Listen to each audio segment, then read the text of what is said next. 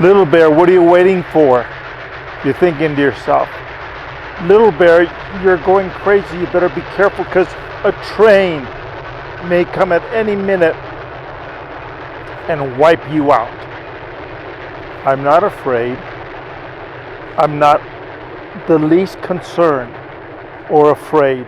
Do you know why? I'll tell you why.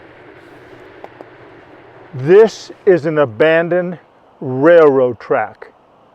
There hasn't been trains here for years. In fact, on that bridge it says something like, I don't know, 1917, World War I vintage, that bridge is. This track used to be used, but it's abandoned. You don't have to be concerned about an abandoned track. Once it's abandoned, nothing can happen. So you say, well, what goes on around here? Absolutely nothing. On an abandoned track, nothing happens. About the only thing that happens is weeds grow right up between the tracks because of disuse.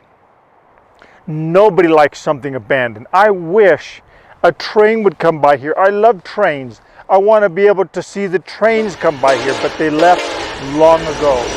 The train went to some kind of a depot or were sold for metal, I don't know, or a museum somewhere. The trains are gone, the track is abandoned.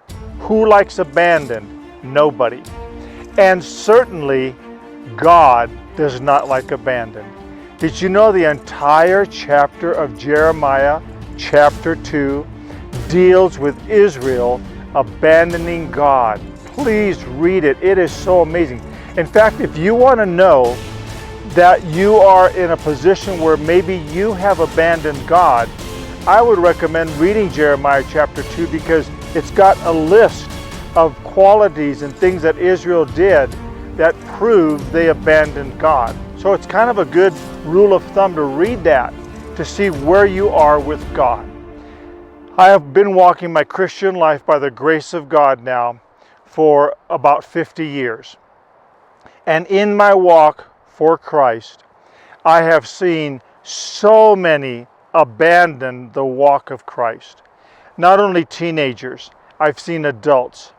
And there's nothing more grievous than to abandon Christ. You become like the railroad that's no longer used. You're just occupying space, occupying time, and you become fruitless for the work of the Lord. Jesus wants us to be fruitful for Him. He wants us to work the works that God has ordained us to work. But when we forsake Him, another term for that is backslide. When we turn our backs on Him and abandon Him, we really become useless. We might be thinking that we're doing something. So in Jeremiah 2, it says Israel went a-whoring after so many things, and those things led their heart away from God. God wants us to draw our heart towards Him so we're not abandoning the work that God has given us to do. And that greatest work, it says in Jeremiah, is to love Him. It says, you have forsaken your love for me. That's the number one issue. So where are you with the things of God? You may have been raised in a Christian home. You may have come to Christ on your own. But somewhere along your path of life, somewhere along the track, you went off the track and have gone AWOL. You are no longer on the track moving towards God. In fact, you're not moving at all. You think you might be moving, but it's wasted. And the pity is the day will come that we will all stand before the judgment seat of Christ, the Scripture says, and you will have very little to have shown for you and for what you think that you have done for the Lord because you abandoned Him.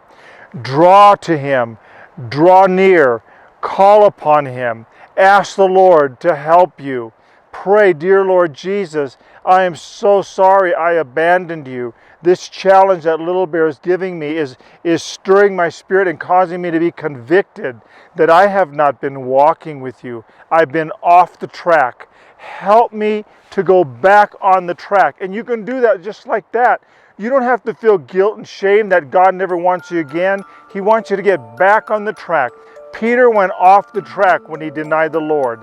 But when the Lord came to Peter, loved on him, Peter went back on the track to the point that Peter gave his life for Jesus. Will you not give your life for Jesus? Come to the Lord. Return from having abandoned him is my cry and my prayer for you. I leave you with this word to pause and to ponder.